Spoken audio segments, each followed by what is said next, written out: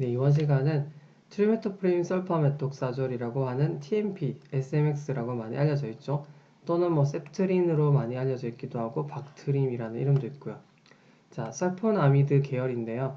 이거는 기전을 잠시 설명을 드리면 폴레이트 엽산 있죠. 이게 이제 DNA 합성 과정에 참여하는 애인데요. 이걸 합성을 억제를 해서 결국 DNA 합성의 저해로 이어지는 거거든요.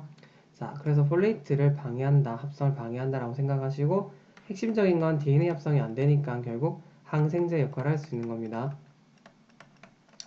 자, 이거는요, 보통 우리가 TMP, SMX는요, 자, 가장 핵심적인 적응증은요, 자, HIV 환자라든지 아니면 면역 억제제를 복용하고 있는 사람 또는 스테로이드를 먹게 장기 복용할 경우에도 이렇게 면역이 떨어지게 됩니다. 그리고 골수 이식을 한 경우, 그쵸? 이런 경우에서는요, 뭐 장기 이식도 마찬가지겠죠. 어쨌든 이식의 경우는요, 자, 보통 이렇게 면역이 떨어져 있기 때문에 우리가 예방적 요법으로 TMP, SMX를 많이 복용하게 됩니다.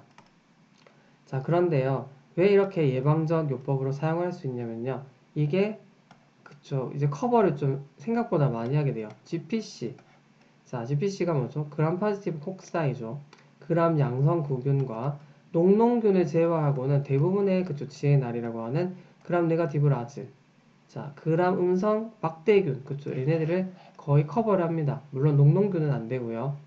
자, 거기다가 보통 장기이행성이라고 해서, 이게 양호합니다. 그 장기, 해당 표적 장기로 잘 가는 그런 성질이 있고, 또 바이오 어베일러빌리티라고 해서요.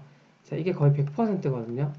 바이오 어베일러빌리티라고 하는 거는 우리가 경구로 약을 먹었을 때, 혈액을 통해서 도달하는, 그러니까 얼마나 혈액으로 가서, 혈중 농도를 차지할 수 있느냐. 그런 건데요. 그래서 경구약으로도 효과가 좋죠. 그래서 우리가 보통 예방적으로 사용을 합니다. 자, 특히나 여기 보시면 PCP라고 하는 게 나와 있는데요. 자, 이 PCP가 뭐냐면요. 주폐포자충,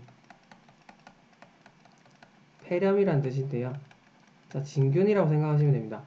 자, 이거는 뉴모시스타이티스 뉴모니아의 줄임말이거든요. 자, 좀 더 이제 정확하게 말하면 뉴모시스타이티스 지로베시를 예방을 한다라고 생각을 하시면 되는데요. 자, 보통 이 HIV 같은 경우는 이렇게 이 주폐포자충 폐렴이라든지 아니면 톡소플라즈마 있죠. 이런 거에 대한 예방요법이 필요합니다. 특히나.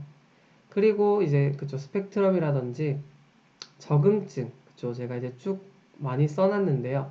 여러분이 이제 핵심적인 거, 이런 거는 꼭 기억해 주셨으면 좋겠어요. 아, 면역이 떨어졌을 때 예방전법으로 쓰는구나. 그럼 보통 여러분들이 직접, 이 TMP, SMX 처방이 난 걸 보시면요. 대부분의 환자들이 이런 경우에 해당할 거예요. 그래서 이런 정도로 이해를 하시면 되고요. 자, 그러면 예상되는 부작용은 뭐가 있을까라고 생각을 할 수가 있는데요. 자, 보통 발진이 있습니다. 그런데 안타깝게도요, 이 HIV 감염자라든지 스테로이드 장기 복용자 등의 면역 저하자에서 예방적으로 복용하게 되면 정상인보다 이런 발진이 많이 나타난다고 알려져 있어요. 그리고 두 번째로는 소화기 증상도 보통 나타나게 되고요. 골수 억제를 시키는 부작용도 있습니다. 그리고 고칼륨혈증도 나타날 수 있고요. 그리고 이제 좀 해석에 주의를 요구하는 신기능 장애라고 하는 게 있는데요. 자, 이게 왜 신기능 장애라고 하냐면, 자, 실제로도 원래 신기능 장애가 있는 사람이 이걸 썼을 때 더 악화되는 경우도 있긴 합니다만, 보통 우리가 신기능을 판단하는 건 크레아틴으로 많이 하게 되죠. 갑자기 크레아틴이 상승했네? 그럼 신기능이 뭔가 안 좋아졌나? 이렇게 생각하게 돼 있잖아요. 그런데 좀 주의를 기울여야 되는 게요. 이 TMP SMX를 쓰게 되면 아예 이 크레아틴 자체, 신기능 장애와는 무관하게 이 크레아틴 배설을 저해하기 때문에, 말 그대로 크레아틴이 상승되는 것이지, 이걸 그대로, 신기능 장애라고 해석을 하기는 조금 무리가 있을 때도 있다라는 거죠. 그래서 이거를 우리가 가성 크레아틴 상승이라고 표현을 하는데요. 자, 이럴 때도 있다. 그러니까 주의를 하자라고 말씀드리는 겁니다. 자, 그 다음에 금기사항으로는요, 신생아라든지 임산부에서 보통 제가 유퀴놀론계 설명드릴 때 말씀드린 적이 있고요. 그래서 신생아라든지 임산부한테는 거의 쓰지 않습니다.